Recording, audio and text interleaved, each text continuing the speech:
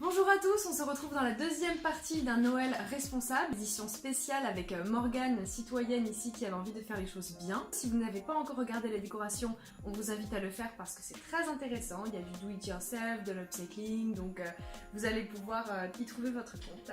Pour ce menu, on l'a choisi bio, de saison, local, sans allergènes de préférence, vegan et issu du vrac. Et on a aussi fait en sorte que ce soit économique et simple à réaliser pour vous. On vous invite également à recycler vos produits ou à les composter. Ici, on a déjà prévu notre petit sac à compost. Pour ce qui est de l'entrée, on a eu du mal puisqu'on voulait du faux gras, l'équivalent du foie gras mais version végétale pour être sans cruauté. Le souci c'est que comme cette vidéo a été tournée avant les fêtes, nous ne disposions pas du faux gras.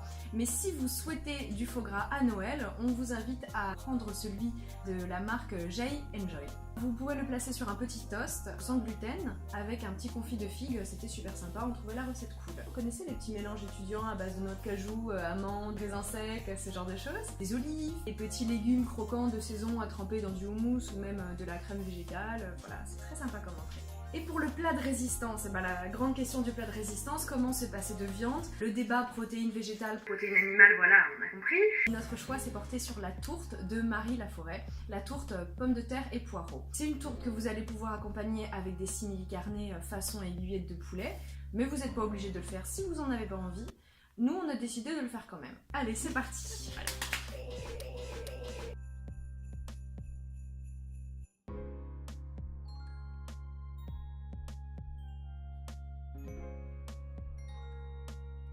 On s'en est plutôt inspiré, on a changé quelques petites choses.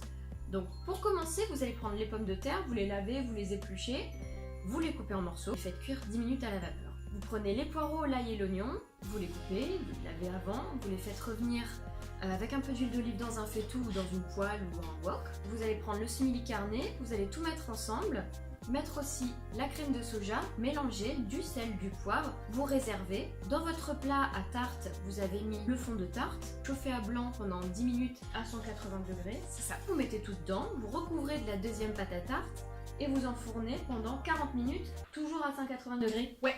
Et voilà, c'est tout. Show me how you want it to be. Et on ne pouvait pas vous parler de repas de Noël sans passer par le fromage. Vous l'aurez compris, le fromage animal est un petit peu à proscrire et pour tous ceux qui y sont allergiques, c'est délicat. Mais on va vous parler de fromage. Qu'est-ce que le fromage? En pâte dure ou à tartiner que vous pouvez réaliser vous-même ou acheter au bio ou en ligne. Je vous conseille les recettes de Marie-Sophie L qui sont vraiment géniales en tartinables. Les tartinables de Jay Enjoy, les tomes de chez Tom Pouce, les nouveaux affineurs qui sont apparemment totalement bluffants ou encore les petits véganes. Les petits véganes, voilà. De toute façon, on fera bientôt une vidéo sur les fromages qu'on fera tester en micro-trottoir pour que vous puissiez nous donner votre avis. Et pour finir en beauté, il faut forcément une bûche. Donc là, on a choisi une bûche végétale qui va être très simple à réaliser et qui sera en 3 parties. Vous avez une ganache, une couverture et une génoise. On va commencer par la génoise et vous aurez besoin de ça. Ça.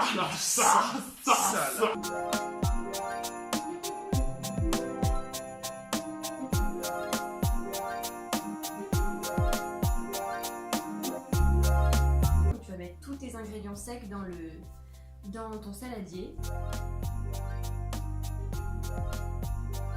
Là on mélange, nous on n'a pas de fouet mais on a une bonne poigne. On a préchauffé le four à 180 degrés, on va enfourner pendant 20 minutes dans un moule à cake. Voilà, c'est très bien. Sinon vous avez un moule à manquer, c'est spécialement pour faire de la génoise, ouais. Mais avec ça, ça marche aussi.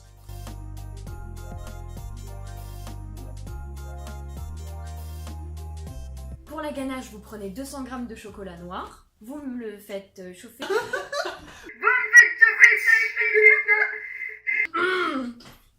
Pour la ganache, vous allez... Pourquoi tu m'approches de chez quoi? Vous faites ça. Écoute-moi bien. Pour la ganache, vous allez faire chauffer 200 g de chocolat noir au bain-marie, vous les faites fondre, vous rajoutez 20 cl de crème soja et 50 g de margarine végétale. Et pour la couverture de votre bûche, c'est simple, c'est la même chose, mais sans beurre. Voilà. I like rusty spoons. I like to touch them.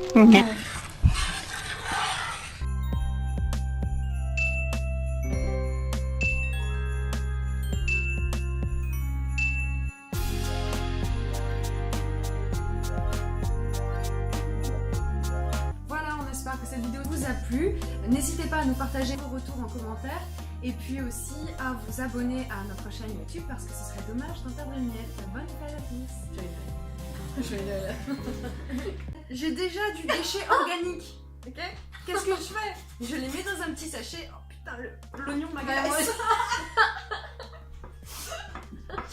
L'oignon me fait pleurer. Donc je vais mettre mes déchets organiques dans ce petit sachet que voici. Oh. Voilà, tu peux mettre tes chutes Mais- de poireaux aussi si tu veux. Oui, il n'y a presque pas de chute. Petite chute. Je vais même faire une petite soupe derrière, putain. Vu ma vie de paysan. Tu savais que le poireau était de la même famille que l'oignon? Ah ouais? Pourquoi? Parce Ah que ouais. ça sent pareil, parce que ça se ressemble vite fait. Parce que les cébettes, ça ressemble à des poireaux et c'est de la famille de l'oignon. Ça c'est vrai, les cébettes, ça, ouais. Toi Toi aussi t'as des yeux pleins d'oignons ou quoi? Ouais. Et du citron. Jus de citron, quoi. Attention, juste à mettre. Ouais, on va essayer de pas squeezer les pépins. Voilà. Voilà, Super. aussi bien. Et on rajoute. Ah, un pépin. Bah, c'est pas grave. Mais du coup on n'a pas de grumeaux. Enfin si on a des grumeaux du coup. Hmm.